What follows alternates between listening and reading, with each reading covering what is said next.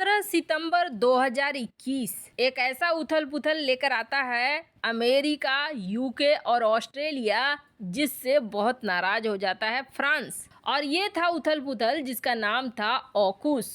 अब इसी ऑकूस में फ्रांस शामिल हो रहा है।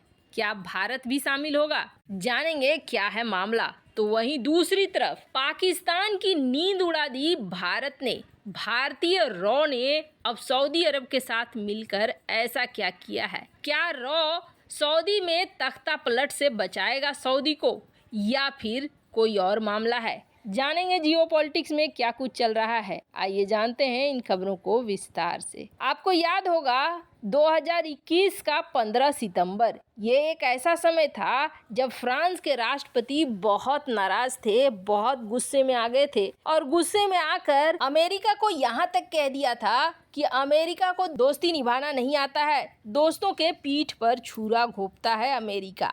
और बात ऐसी थी ही, इसलिए ऐसी थी कि करीब 56 बिलियन यूरो यानी कि 90 बिलियन डॉलर का एक कॉन्ट्रैक्ट साइन हुआ था फ्रांस और ऑस्ट्रेलिया के बीच न्यूक्लियर सबमरीन बनाने का। लेकिन ऑस्ट्रेलिया ने गुपचुप ऑकूस का गठन कर लिया और इस गठन के साथ ऐलान कर दिया कि हम फ्रांस के साथ डील तोड़ रहे हैं। बिना नोटिस दिए ये काम कर दिया। अब ये ऑस्ट्रेलिया की सबसे बड़ी भूल थी और अमेरिका को ये माना गया कि अमेरिका ने अवसर का फायदा उठाया और इतनी बड़ी डील छीन ली फ्रांस से। हालांकि इसको लेकर और भी लड़ाई हुई। फ्रांस ने फिर 80 F-35 की डील छीन ली यूएई वाले मामले में। फ्रांस और अमेरिका के बीच आपसी तनातनी साफ साफ दिखने लगी। पर अब एक खबर आई जिस खबर में ये कहा गया कि ऑकूस में भारत की एंट्री चाहता है ऑकूस। लेकिन फिर बाद में ये भी आई खबर कि ऑकूस में अब कोई रूम नहीं बचा है, किसी और को नहीं एंट्री देगा। तब लगा कि शायद ऑकूस में अब 3 ही देश होंगे, इन 3 देशों के अलावे कोई नहीं होगा।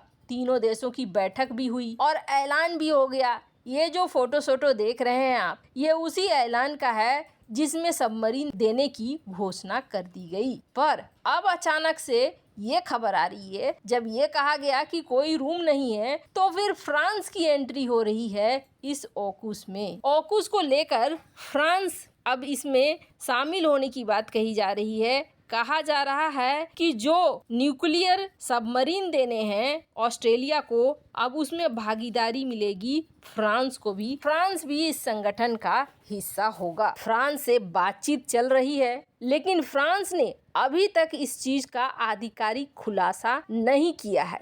कहा जा रहा है जल्द ही फ्रांस इस बात का खुलासा करेगा और इसके तहत फ्रांस, यूके और अमेरिका के साथ मिलकर ऑस्ट्रेलिया को देगा न्यूक्लियर सबमरीन। यानी कि अब ऑकूस नहीं बल्कि फाकूस बन जाएगा। इसलिए फाकूस क्योंकि फ्रांस का एफ भी तो जुड़ जाएगा। पर क्या अब इसमें भारत भी शामिल होगा? क्योंकि खबरें ये आ रही थी कि जिस तरीके की ऑकूस डील हुई है, वैसे ही फ्रांस के साथ भारत एक ऑकूस डील करना चाह रहा है। मतलब फ्रांस भारत को मदद करेगा न्यूक्लियर सबमरीन बनाने में। खैर, आने वाले समय में पता चलेगा कि फ्रांस और भारत के बीच में न्यूक्लियर सबमरीन को लेकर कोई डील बनती है या नहीं बनती है। पर अभी आधिकारिक ऐलान होना फ्रांस की तरफ से बाकी है कि वो ऑकूस में शामिल हो गया है। ये एकदम से पलट दी है बाजी अमेरिका ने। अमेरिका शायद फ्रांस को नाराज नहीं करना चाहता है और फ्रांस को चाइना से दूर रखना चाह रहा है। हाल ही में चाइना की यात्रा के लिए फ्रांस के राष्ट्रपति जाने वाले हैं और ये चीज अमेरिका के लिए एक चुभने वाली बात है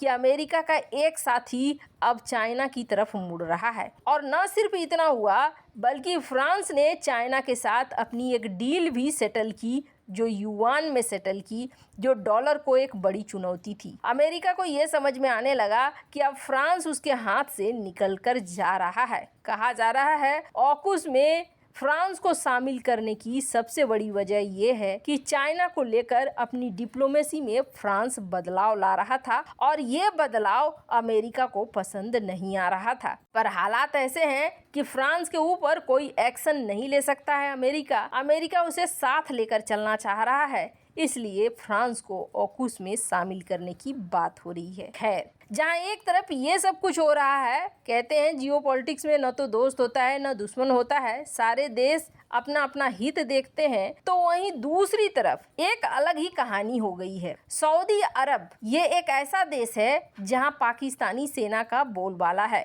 बिल्कुल सही सुना आपने, सऊदी अरब की अपनी कोई सेना नहीं है और ये तख्ता पलट के डर से पाकिस्तानी सेना को शुरू से बनाकर रखे हुए हैं। इनके एयरफोर्स में भी आपको पाकिस्तानी एयरफोर्स मिलेंगे, थल सेना में भी आपको पाकिस्तानी थल सेना मिलेगी। तो कुल मिलाकर कहें तो सेना के मामले में सऊदी अरब में पाकिस्तानी सेना का राज है। इनके कमांडर भी पाकिस्तानी कमांडर हुआ करते हैं। ये सब कुछ सऊदी अरब करता क्यों है? इसलिए करता है कि अपनी सेना वो बनाकर नहीं रखना चाहते हैं, तख्ता पलट का एक डर रहता है। पर पिछली बार जब बाजवा सेना प्रमुख थे और सेना प्रमुख रहते हुए सऊदी अरब गए थे, तो यहाँ पर सऊदी प्रिंस ने मिलने से इनकार कर दिया था। सऊदी प्रिंस के मिलने से इनकार करने के बाद बाजवा ने एक बहुत बड़ी गलती की और सऊदी प्रिंस के एकदम अपोजिट जानी दुश्मन नेता, जिसे माना जाता है कि वो कभी भी तख्ता पलट करवा दे प्रिंस का, उससे मुलाकात। और इस मुलाकात के बाद कयास लगाए जाने लगे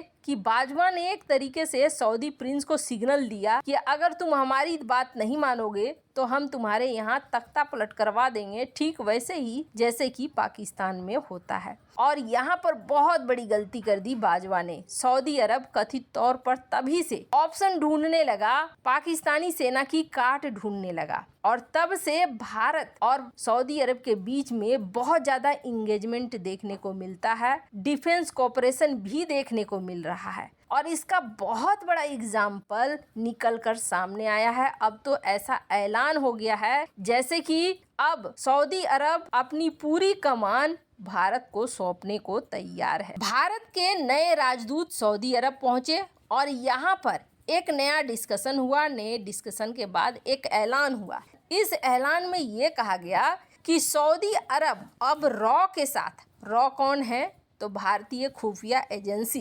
पाकिस्तान में जिसे रा कहा जाता है, ये रॉ के साथ मिलकर सहयोग करेंगे और क्राइम को रोकेंगे।